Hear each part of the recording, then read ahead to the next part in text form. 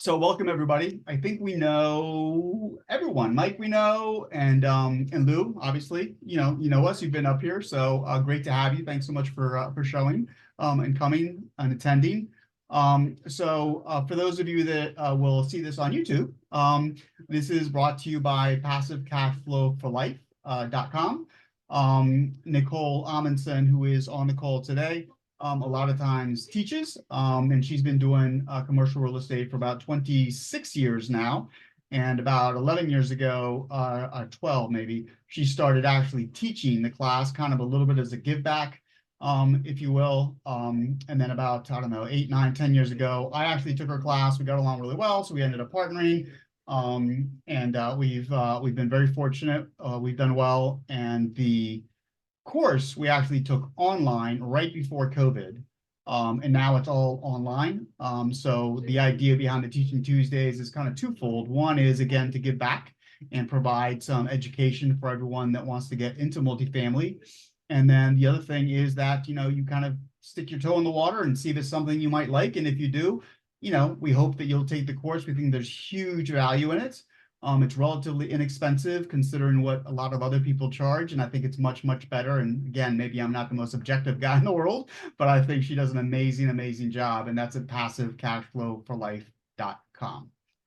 And then tonight, Joe, how do you pronounce your last name? I've never asked you that before. Fiocco. Okay, I just wanted to make sure. So tonight we have Joe Fiocco, that is an attorney in the Baltimore area.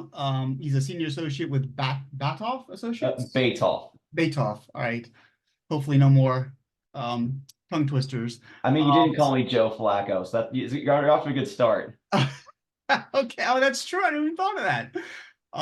So Joe's firm counsels small and medium-sized companies, primarily in corporate law, mergers, acquisitions, employee benefit plans, and real estate. And Joe centers his practice in corporate law, estate planning, estate administration, and assists clients in drafting wills, trust, operating agreements, etc. He's represented multiple entities on the buy and sell side, so obviously it transitions well into real estate. And his wife actually is a real estate investor, and now both her and Joe are real estate investors. They just attended the class a little while ago, and we're excited to help them. But more than that, we're actually excited to have Joe talk about the Corporate Transparency Act, because I think a lot of people don't know what it is, and I suspect a lot of people really need to know what it is. So Joe, I'll hand it over to you. Thanks so much again for coming. And thank you, James, for the introduction, and thank you both, James and Nicole, for allowing me to come on and share all this information with all of you. So I'm just going to pull up my presentation. All right, just to confirm, everyone can see that? Yes. Okay. So the Corporate Transparency Act has become a large topic of course, in the corporate world, but also in the estate planning world and further downstream, the real estate world. And I'll just highlight a few details that are relevant for multifamily deals.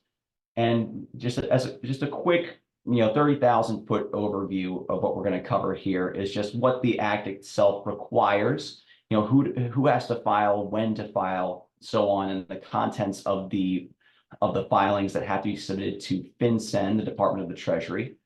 We're gonna go through a bit of the privacy and compliance implications, and then go through just a short factual hypothetical to see how it might apply in a given situation, a very simplified way to try and explain the concepts and see how they apply in the real world. So the Corporate Transparency Act had long been winding its way through Congress. It was the NDAA of 2021 where it kind of snaked in there. And it would take effect January 1st of 2024. And the motivating factor behind that was to beef up the bank secrecy laws that are already in place, just trying to counter the effects of foreign governments trying to hide ill-gotten gains in the US. I mean, it's been a very relevant topic since the beginning of, say, the Russia-Ukraine war, with sanctioning of Russian oligarchs and other geopolitical developments. Just try and stop bad actors, whether they're located here or offshore, trying to disguise ill-gotten gains, anti-money laundering, anti-terrorism. Those are the prime motivations for bringing the Corporate Transparency Act to the fore. So at its heart, the Corporate Transparency Act states that there are these reporting companies that have to report or just identify the beneficial owners of the entity. And reporting companies, it's just a term of art. It's a very, very broad. It encapsulates pretty much any entity where you just file with your local Secretary of State, wherever you are in the US, to organize the entity. An LLC, a limited partnership, a corporation, whatever it may be, if it requires a filing to get started, you are very likely to be covered by the Corporate Transparency Act. And there are some exemptions. At 23 is a very long list if you're looking at any federal law exempting anybody from doing anything. But so much of it is so very detailed and fact dependent that in large part, it probably wouldn't apply to the small scale investors, you and I, for example, my wife and I, for example. And just to highlight how specific those exemptions are, I highlight a little bit about these large operating companies you can see in the slide, where it's kind of a way for Congress to say, well, you're a large enough company, you drive enough business in the US, you hire Americans full time, so we're not going to subject you to these reporting requirements. And I mentioned a little bit about inactive entities where you might file for an LLC, but you're not so sure about how it's going to be used, what assets it might hold, if anything at all.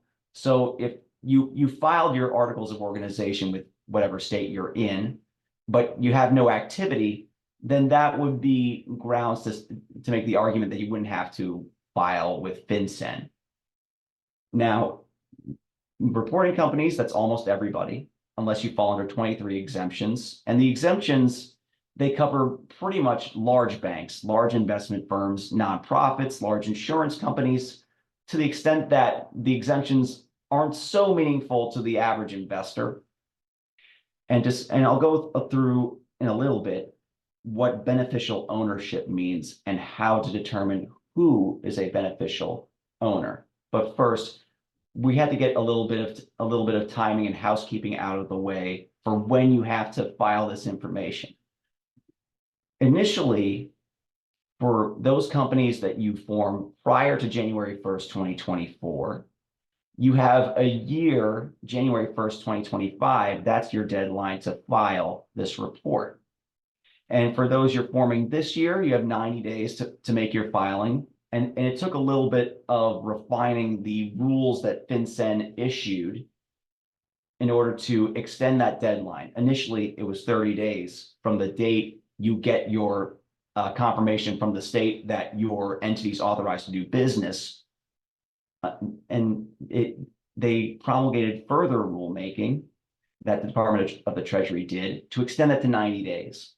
And the linchpin date is when the state acknowledges your entity and authorizes it to do business. In Maryland, where the bulk of my practice is, the State Department of Assessments and Taxation, who control all the business registrations and filings, they'll send out an acknowledgement letter within a few weeks after you file your articles to begin your business.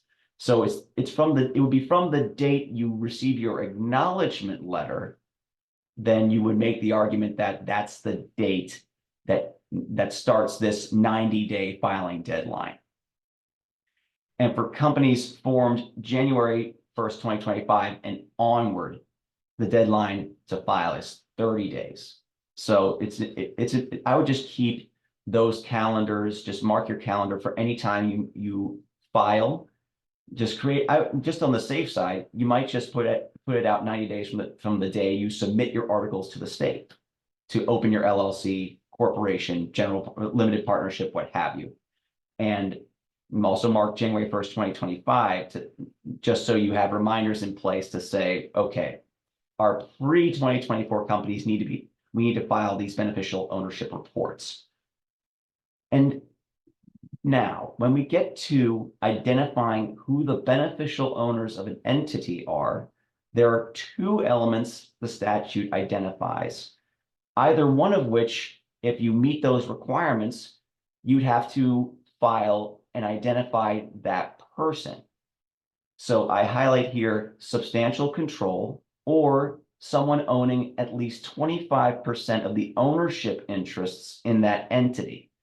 Now, I'll dive into a little more detail on substantial control in just a minute, though I'll make a note here about direct or indirect, and that descriptor that dovetails into either one of those elements.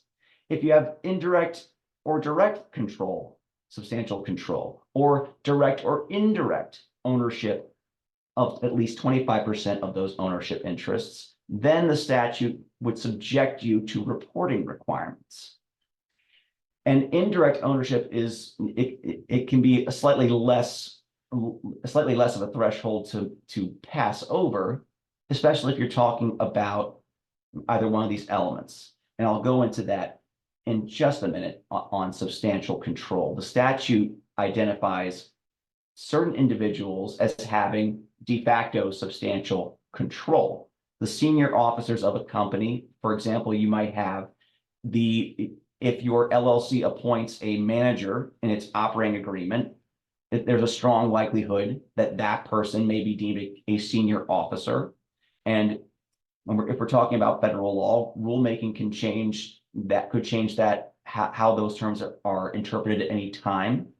Though for the time being, if you're risk averse, then the manager of an LLC would likely be that person who would be covered. Otherwise, it could be anybody in the C-suite for a corporation. And the definition expands to those persons with the ability to appoint or remove senior officers. And that might get you thinking, all right, there might be members of a board if it's a corporation, or you may have a board of managers for an LLC who may be able to remove the manager of an LLC. It could be someone in the minority who may have a 10% equity stake, for example, but if they have this kind of power to influence the composition of company management, then you would have a high likelihood that that person would have to be included in your report. And if you participate in the major management decisions of the entity, and the statute gives a number of categories, but fairly common ones that you might run into are you take on debt, and in multifamily, that's the bread and butter of the business. Leverage. If you have the authority to sign a personal guarantee on behalf of the LLC, then again, that might subject you. If you are voting to expand the members of the LLC who can come in, creating new equity for them, just another such an example, and purchases and sales of equity of the company in total, or substantial sales of assets, purchases of assets. Those are just some examples of what substantial control could be and how that affects who you would report to FinCEN. Now, and before I go into the contents of the report, we talked a little bit about 25% of the ownership interest and a bit about indirect ownership. And it's been a topic in some estate planning circles that you have trustees who own equity through a trust agreement could be that person who has to be included on the report. And one risk factor you might want to take into account for indirect control, measuring just the ownership interest, if you have that factor, the 25% element, indirect control could be construed to mean a creditor if they have a lien against the interests of the LLC. That'd be something to consider if you're taking on debt and somebody wants to file a lien against the assets of the LLC. Well, more specifically, the LLC membership interests. Now, dealing with what's included in this report that FinCEN receives. Now, FinCEN is the criminal enforcement arm of the Department of the Treasury. They oversee a lot of banks and other financial institutions. And for our purposes, they're going to be the federal agency we're dealing with when we compile these reports of beneficial ownership. And what these reports have to contain, this is personally identifying information, names, date of birth, where the person lives, and you enter the information contained on someone's government ID and supply a picture. Now, something to think about when you have to gather this information is it may prove a little bit of an obstacle trying to recruit certain investors, especially if they're not as sophisticated, or if they're unaccredited, if you decide to solicit to unaccredited investors. And they may be a little skittish in providing this information to you.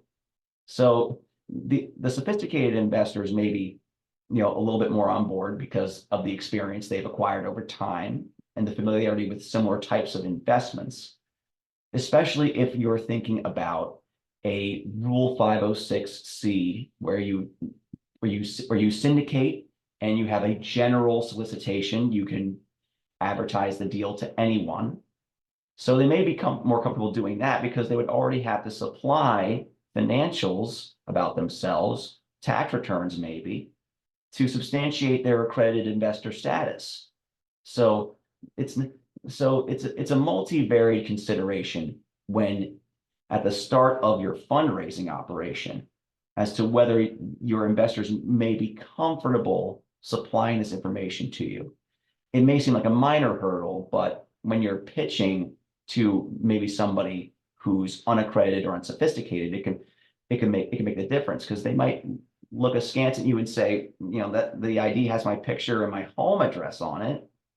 Do I really want Uncle Sam to see that?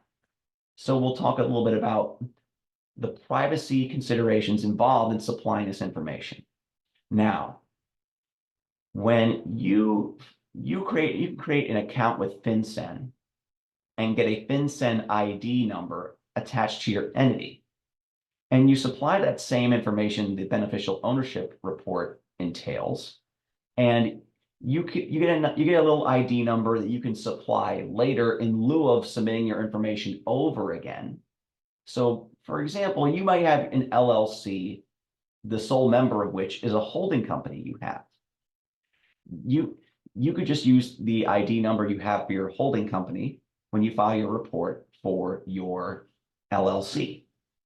So that way you have your bases fully covered. And that it also addresses situations where you keep filing for multiple different entities, where you have complicated structures, where maybe you have an entity that's partly owned by a management company that has its own whole parent company, parents and subsidiaries. The FinCEN IDs will help you tie it all together, so you're not having to look so many times up and down the chain. And you may have to have your partners get FinCEN accounts set up straight away when you're partnering with them, just so you have a FinCEN ID. And that would just be an item you take care of as part of your due diligence, making sure they're in compliance and there are not any outstanding penalties they have to pay. And without getting too far ahead of myself, and sticking to privacy here, you heard about your skittish investors before who may not be comfortable supplying information to you, but the reassuring fact is that there's no searchable database of FinCEN IDs. So even if it got to someone, there'd be no way for them to use it and identify who beneficial owners of certain companies may be. So plaintiffs' lawyers can't use that against you. You'd be able to have that beneficial ownership information protected, and FinCEN's required to shield it. There are some narrow circumstances where federal agencies and state agencies, for law enforcement, national security, those type of purposes, they can compel disclosure of those reports and who's behind the FinCEN ID. State agencies in particular need a court order in order to compel FinCEN to disclose this information And it's these narrowly construed law enforcement, national security purposes. And again, not so much for your fair weather investor looking for a deal, but it'll be reassuring for people who have nothing to hide that that Uncle Sam is not going to share what they supply you. And I think just as a backstop, you may want to have I guess, a confidential portal. I know my firm uses a Citrix program to do that, though that's more of an entity-based kind of solution. Personal solutions, I'd say Dropbox, any kind of cloud storage that has an element of encryption, that might be valuable to reassure investors that you're looking out for their interests and keeping their personal information secure. Now, when it comes to what it might cost to comply with the statute, there's no filing fee that FinCEN which is charging for this, but the penalties can be quite steep. On the civil side, it could be $500 a day. Criminally, if you're fraudulently submitting, you're knowingly submitting false information, criminal penalties are quite severe. It could be imprisonment. So again, the know your customer side of soliciting to investors is going to be very important when you're gathering information and making sure your investors who are partnering with you, they should represent and warrant that the information supply you is accurate to the best of their knowledge and belief. Now that sounds like a little bit silly. People aren't know where they live and know what their true name is, but it's just an added layer of protection for yourself if you run afoul of some requirements that FinCEN imposes, you have a backstop to protect yourself. Now, it's been in effect, the Corporate Transparency Act, since January 1st of this year, and already legal challenges have come out from small business associations across the country. The NSBU has been the most successful so far. They filed in federal district court in Alabama, trying to get an injunction against FinCEN to stop enforcement of the act against them and their constituent members. And so far, they've had some success. The trial court judge in the case entered an order saying the Corporate Transparency Act is unconstitutional. Congress is exceeding their delegated authority by giving FinCEN this power to require reporting. So the order says that as applied to these particular plaintiffs, the association and their members, the Corporate Transparency Act will not be enforced against them. And that's an important distinction to make because other litigants come forward and have asked for a nationwide injunction to stop FinCEN from enforcing these requirements. And FinCEN came out with a press release recently within the past 3 or 4 weeks to say that they'll abide by this court order for now in the NSBU case, and it's pending appeal. They've appealed to the appellate court to try and overturn this trial court order. So nationwide enforcement is still ongoing. And with that being said, it's just, you don't want to take so much solace from a trial court order asking for, even if it were for a whole nationwide injunction against enforcement of a federal statute. You would just want to file the reports anyway, especially just because it doesn't cost anything up front. And you're just further protected if they reinstate enforcement later. And I guess I wanted to highlight further a little bit about the costs. You might want to weigh the advantages of, if you have an incorporating service do that for you. You may have an attorney's office do it for you, or you might just do it on your own. That I would just leave up to clients as just a matter of course. Our firm offers to do that, and they understand that it would be our time that we bill for. Some firms might be different. It'd just be a cost benefit analysis that you individually would have to make at the outset as to what you want to do. Now, I'm just indulging myself a little bit by playing the role of a law professor, coming up with a silly hypothetical and adding some funny names in there. So we're just looking at a deal where you have a couple of investors forming an entity to acquire a piece of property. And what they're doing with Fat Stacks LLC, it's the management company, and that will disperse profits to investors. And you can see the equity percentage with A with 10, B with 15, C with 25. So they all have the ability to act as the general manager of the company. They rotate maybe on an annual basis. Let's say that's in their operating agreement. And they all act as officers, say the president, the VP, the secretary, the treasurer, titles like that.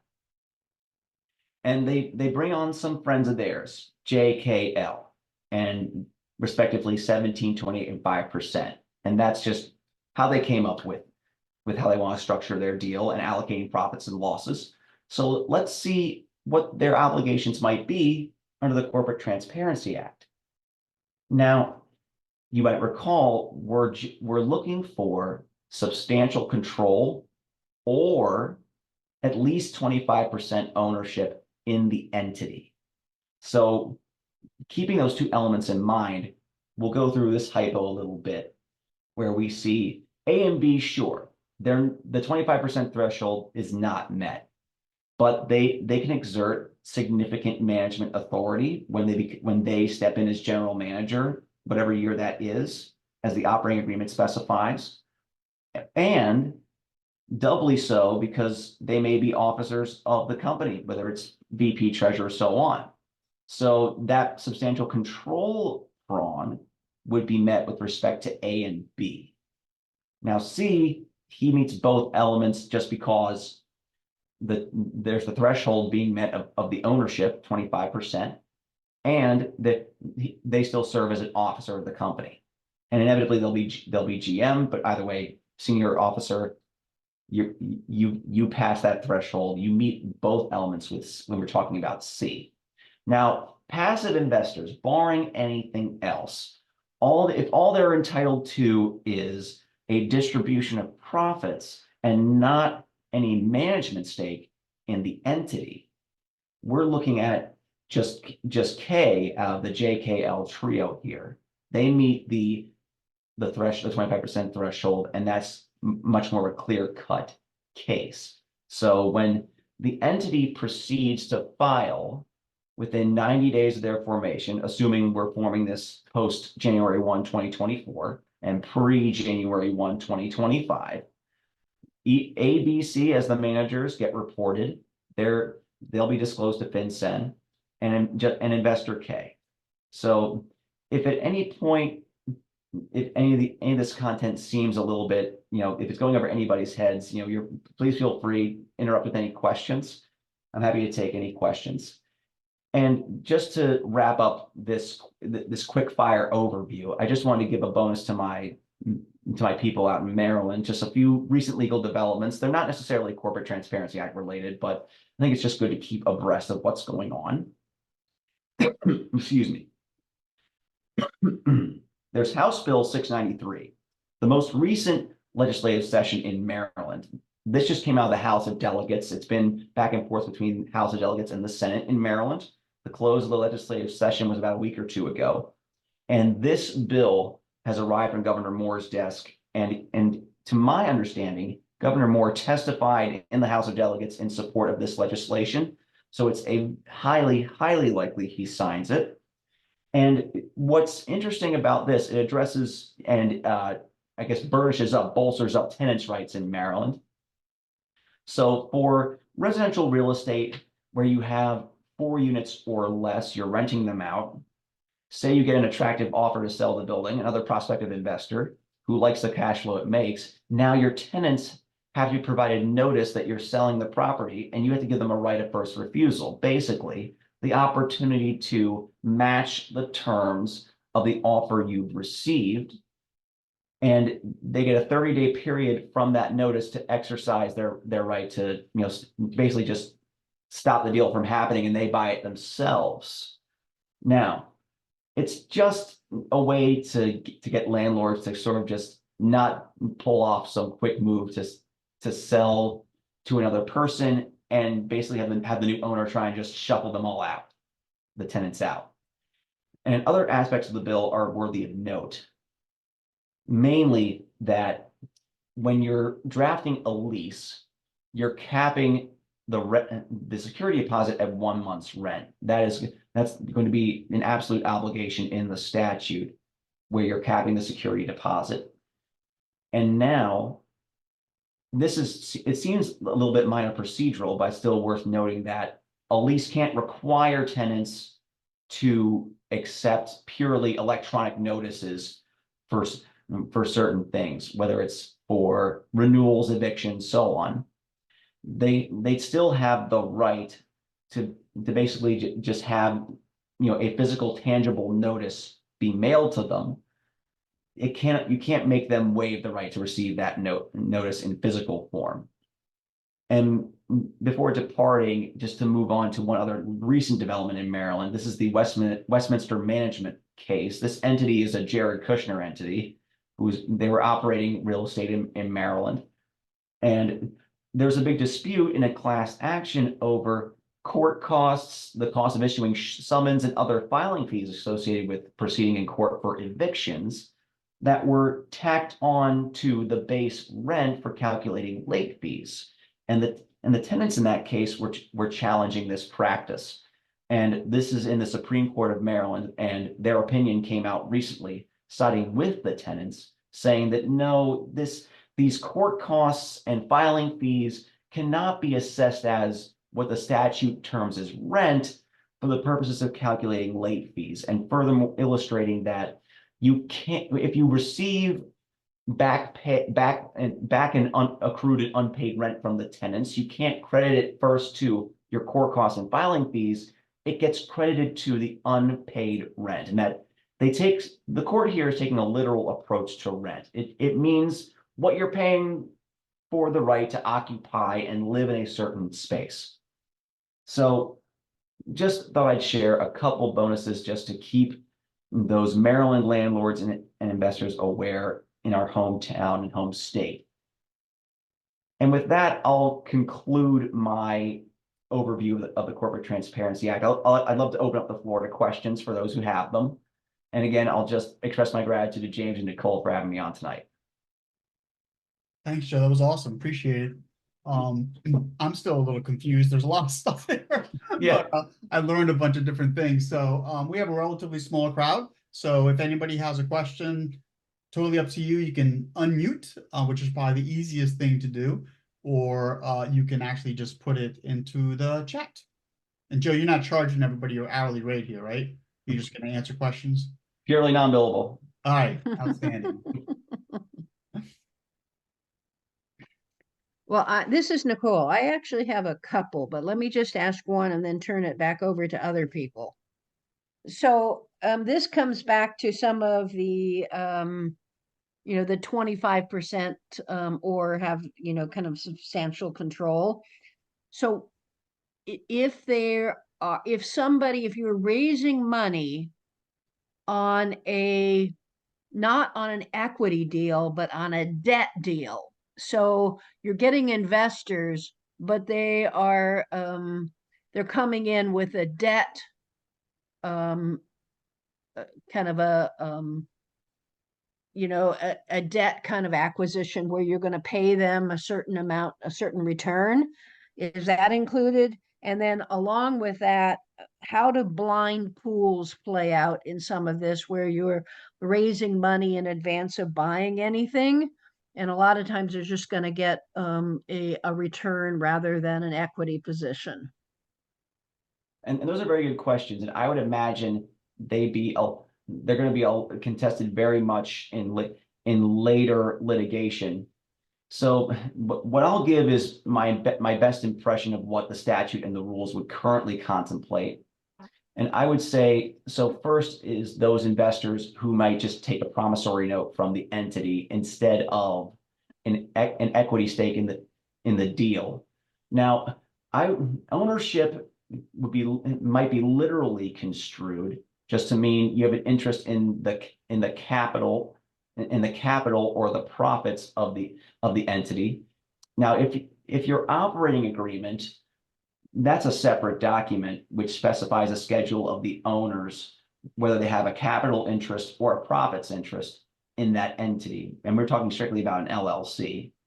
So the statute could be interpreted just to focus on, as applied to an LLC, who in an operating agreement will be identified as the capital owners upon liquidation, who gets what when you exit and sell, or the profits interest as specified in the operating agreement.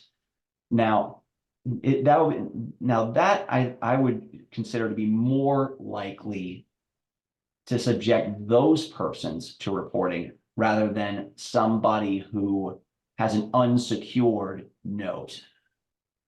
And part two of the question was the blind pools, where now I think just to help clarify, Nicole, by a blind pool, is this where you're uncertain of who your passive investors are? Yeah, blind pool is you basically are, instead of a property specific and property, you are basically doing a syndication that says we are going to buy 10 to 20 units in this market. We plan to buy and hold them, and they're going to have these characteristics, and then people just are investing in the idea that they are going to be that you're going to be buying these kind of properties. So you're pre-raising money before you have ever identified investors, and then they're putting their money in, and it's at different times. And so most of the time, the way it works is you have a minimum raise to a maximum raise. And most of the time they don't get equity interest. They're going to get a return on their money. Did that answer that? Yeah, I think that answers that. And I think in that context, you're kind of in the same position as someone who's just taking a promissory note. It's similar if you're using the analogy that I guess they just have an unsecured claim on the profits of the company. It's not as if, say, in private placement context, where you have people who receive a subscription agreement that the SEC attorney draws up, and they say you're entitled to this many membership units of whatever class it is in the company, like Class B units, Class A units, and it's expressed in terms of the dollar amount or expressed as a percentage. So I'd say blind pools and people just taking a promissory note, unsecured promissory note, are in roughly similar analogous positions. Okay, thank you. I think Sharon, do you have a question? Oh, Sharon is asking, like Fundrise? Yeah, I was just giving an example, like the blind, is that like Fundrise? Oh, okay. I Yeah, don't know what that is. Yeah, Fundrise, I actually have their app. They invest in private REITs. So I guess I had a couple of questions, and Nicole kind of addressed one of them, but all right, so for the passive that comes in and puts in 28%, they have to report who is responsible for submitting that report. Is the GP or the managers, are they responsible for getting the information and submitting it as the managers of that specific LLC? Or is the limited partner, the investor, required to do that, to say, hey, I'm a 25% owner or 28% owner of this LLC? I would say it rests with the management of the entity itself and not the individual member or investor to compile the information for that report. So it's an obligation of that company. Okay. And then the other question was, I can see a lot of people falling through the cracks here. So is there a part of the statute that requires the, I guess the offering state, like the state of Maryland. I go down there, get an LLC, and they're required to inform me that, oh, by the way, you're going to have to fill out this form, and here's part of the packet.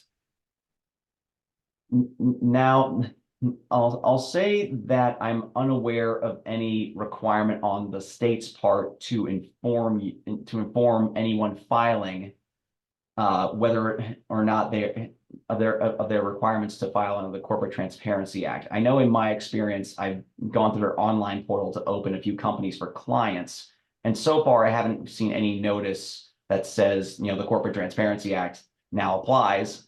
And I'm sure there are examples where states will do that. And it may be the case that Maryland does that now. I'll have to see that if it's happened since March. I mean, on the one hand, it's the government, right? But on the other hand, from FinCEN's standpoint, it would make a lot of sense because they would get a lot more compliance versus people just saying, hey, I never even heard of this. What are you talking about? Kind of thing.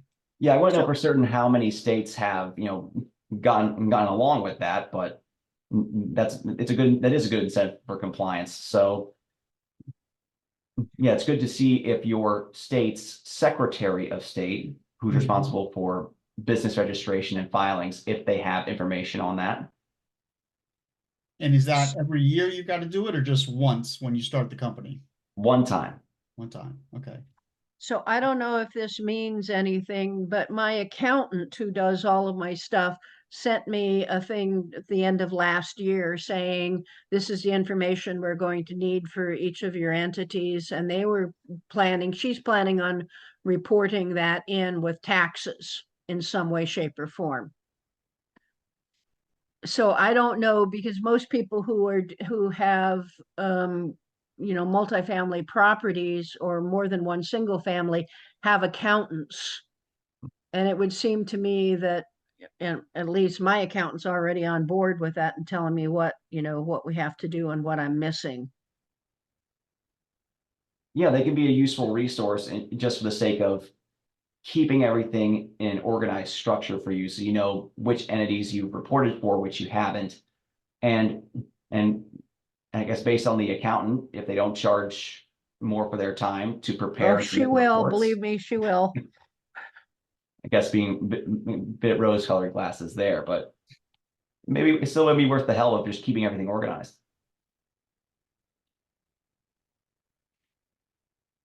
So I have another, so just to clarify, so that FinCEN doesn't have to report. So if you come up to be sued for liable for something, that an attorney can't ask FinCEN to tell them all of the things you own, right? Right. An attorney coming up with a judgment saying, we have a judgment against this entity. We're trying to figure out who the owners are. It's sort of just, FinCEN would just say, sorry, can't help you there. Yeah, because we were just highlighting before how it's really, disclosure is limited to the law enforcement, national security contexts. But if somebody had a friendly judge, a judge could say that they have to report it. They have to disclose, not FinCEN, but that whoever reported that would have to disclose it. And then you are in some kind of a, you have to kind of fight that. Is that correct? Yeah, I say if a friendly judge is going a bit rogue there, I would imagine your counsel in that litigation would say, we're going to file a motion to quash, or okay, we're gonna appeal that order to the next appellate court to get that thrown out. And one last kind of stupid question. A lot of us who are doing single family stuff are taking control of more than one property, single family property, through things like master lease and subject to, so you get the deed, but the mortgage still someplace else. Is this going to, this Corporate Reporting Act, is that going to be is it, so for us, those of us who hold these kinds of control of property, are we going to be having to report on these kinds of things too? I mean, So- it's not really transaction dependent. It's just Okay. looking at the capital structure of the company and Okay. who has management decision-making authority. It's really just it's more that's just purely internal affairs question. The transaction structure is not as relevant for reporting requirements. It will be the concern of FinCEN. All right. Thank you. Those are my questions.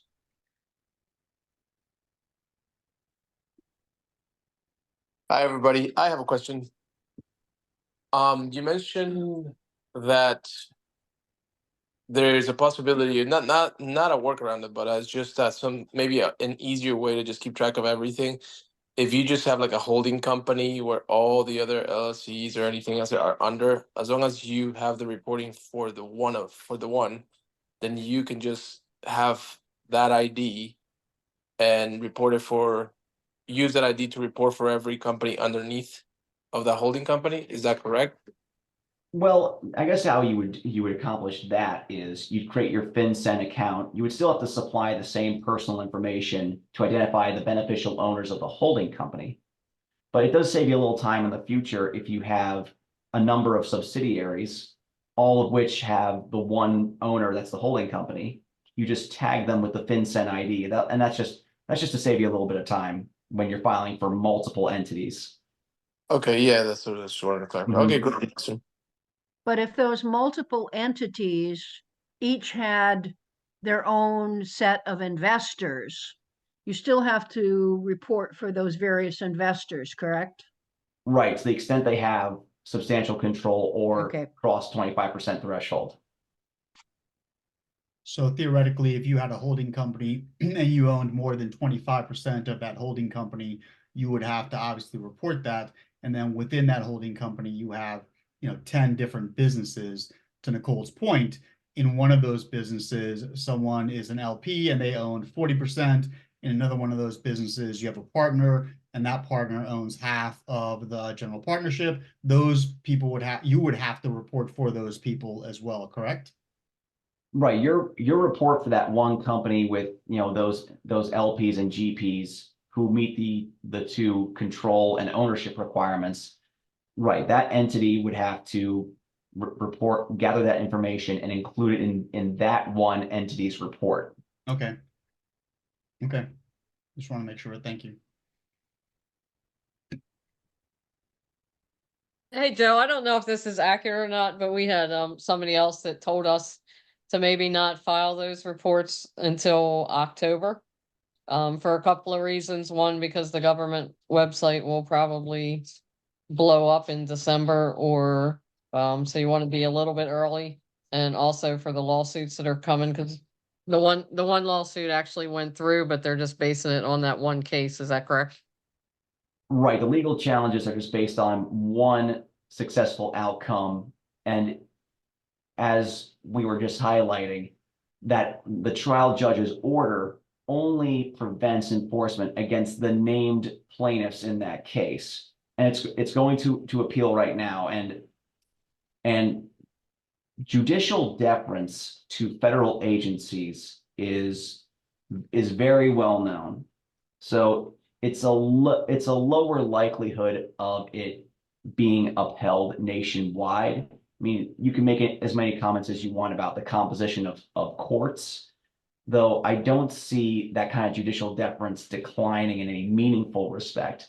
So wait till October. I mean, I wouldn't say that's prudent for companies that you might form this year or today.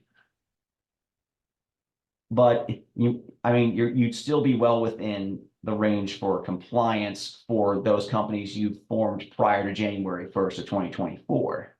Right, the pre-existing companies is what they're saying. Right, for pre-existing. And then if you think you'll avoid, website crashing for all the late filers, then you know, that'd be a sound thing to do.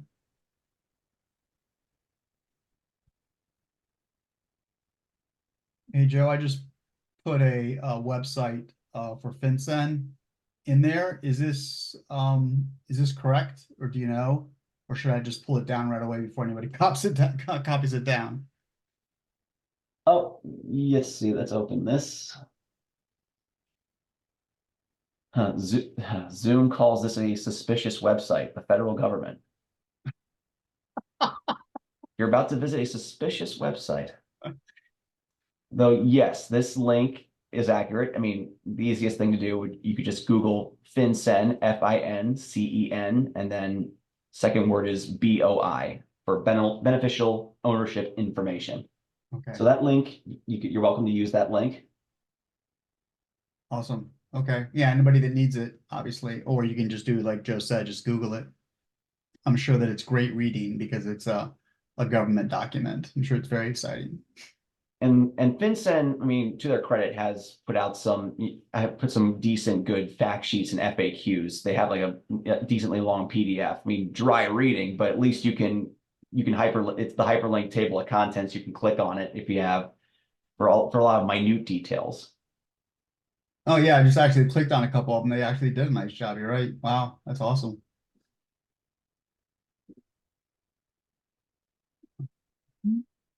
All right, we're closing in on 7:30. We got a couple of minutes left. Any other questions for Joe, or any other questions just in multifamily in general or single family? Anything we can help anybody with?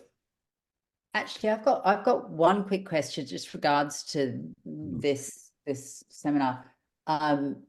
You've referred a lot to LLCs. I've got a dual C Corp structure, and while on the corporate documents with the State Department of Florida, there's 2 directors. I'm the beneficiary of that company, but that's just a holding company. I really need to focus on the operating company, don't I? And that's that.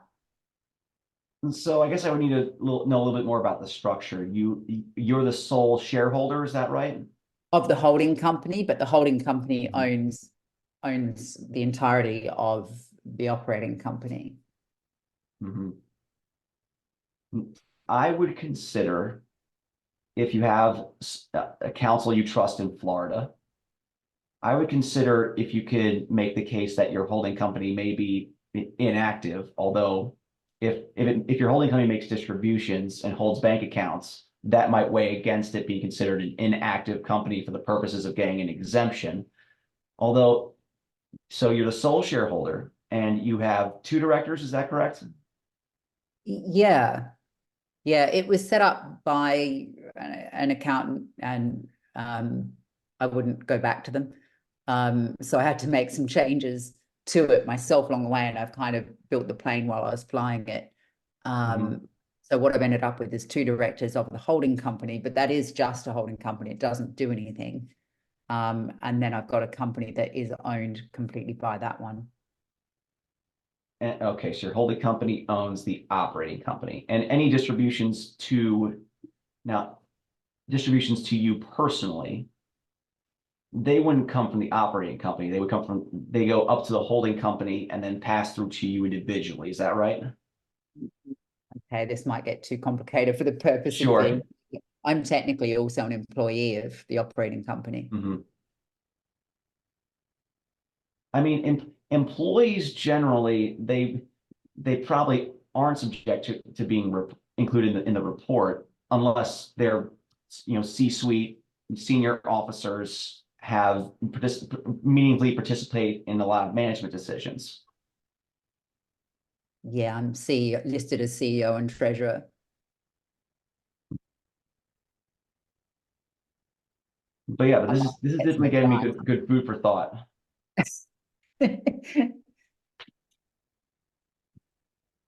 Well, his email's up there, Lou, if you want to take it Yeah, I down think I and might maybe need to. follow up. Yeah, that's my phone. That's my phone and email. Although those 3 states are Maryland, DC, and Pennsylvania are the ones I'm admitted in. Gotcha. I think is the operating company for the property you own in Baltimore? Amongst other things. Okay, all right. Mhm.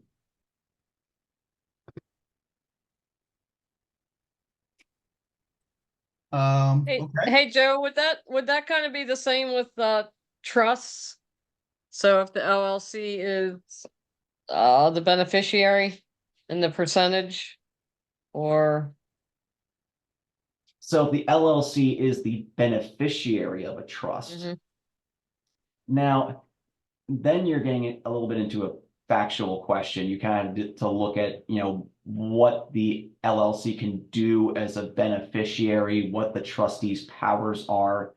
If the trustee is someone with particular authority in the company, yeah, you would just have to sort of do a compare, contrast, analyze both the trust document and the operating agreement to see if you're getting into substantial control world.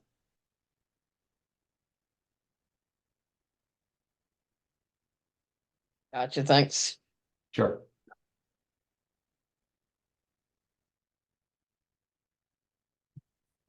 So Joe is giving a 10% discount for all of you guys that are having some challenges with this, because it is pretty complicated. You got to admit. I mean, in the beginning, it sounded like, oh, okay, great. If you own more than 25%, you file, you're done. But just going through the conversation with all the different LLCs and trusts and stuff like that, it does sound a little bit complex. Yeah, it was driving a lot of discussion in the estate planning world because there was the worry that, not only may the trustee have to be included, but what about beneficiaries with certain withdrawal powers and so on? If a beneficiary could compel the trustee to sell LLC interests or shares of stock in a closely held corporation, then a lot of those things have been discussed thoroughly, and at least in open questions abound. I mean, it sounds like if you only have to do it once and you're going to pay to create an LLC, then it might be well worthwhile to engage yourself or another attorney in whatever state it is to kind of help you walk through that, since you only have to do it once and it's just kind of cost of doing business. Sure. If you feel like you're getting into a very complicated structure where sometimes it may not be, you may not be giving equity or debt to equity mix, different classes of stock or membership interests, then yeah, having counsel in your jurisdiction that's familiar with these aspects, as well as just incorporating into a holistic picture of how you form your entity when you start out fundraising and getting into deals. So I think it's also a little bit like, the SEC and having to follow their rules, or, you can get into a lot of trouble. Mhm. It sounds like kind of the same thing. It's like, you don't want to be the one person because it's a new rule and they're like, something, we're going to make an example of James and we're going to put him in jail for 2 years, right? Kind of thing. So you don't want to be that guy, right? So maybe it makes sense to just get it right the first time. And even if you don't run afoul of that possibility, there's still the risk of, in a purchase agreement, you make certain representations and warranties of certain facts. And if you're representing and warranting you're in compliance with applicable regulations and laws, and it could be one person, or you're missing a FinCEN ID, you might be late on one report, and someone on the other side finds that out and says, all right, time to adjust the purchase price a bit. All right. Yeah. Or you just buy everything in your own name. You recommend that, right? Hiss, hiss, hiss, hiss. The Mickey Mouse LLC. Yeah. Okay. This is great. So, anybody else have any more questions?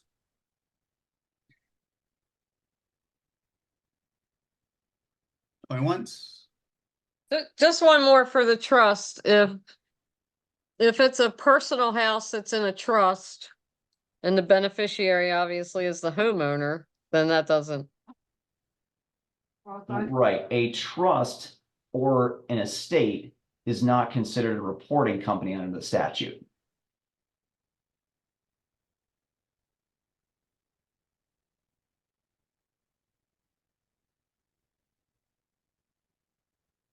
It's really only in the trustee's capacity if it operates a business of the person setting up the trust or holds significant portions of a business, then you start to get into Corporate Transparency Act reporting questions. And in terms of trust, just so you guys are aware, we're going to be doing a webinar where Nicole is going to be teaching about trusts here in the next couple of months. There will be a charge for it because it's going to be a long one, a kind of thing, but it'll be a small charge, maybe $97 or something like that. But she's been doing that for a long time, specifically in real estate. So when we're ready to go, I encourage you guys to go ahead and attend. I think it's going to be very valuable. But just to be clear, I'm talking about land trusts, not other kinds of trusts. Okay, thank you. Okay, I think for everybody, we kind of combined both the passive cash flow and the virtual REI Academy, so the multifamily and the single family together into one, so we could all benefit kind of from Joe's expertise. But if there are no more questions, Nicole, anything you want to sign off with? No, this was great. Thank you. I can see a call with my accountant in the near future here. Makes total sense. So, okay, great. Thanks so much, everybody. Wonderful seeing you. This will be up on the YouTube channel Thursday night, Friday morning, that kind of thing. And as always, if you guys need any multi-family help, reach out to us at James at passivecashflowforlife.com, and we'll help you in any way we can. Okay? Thanks, Thanks, Joe. Joe. Appreciate it. Bye. Appreciate everything, Joe. Thank you. Thank you Joe. all. Have Thank a great you. night, guys. Thank you, guys. Have a good night.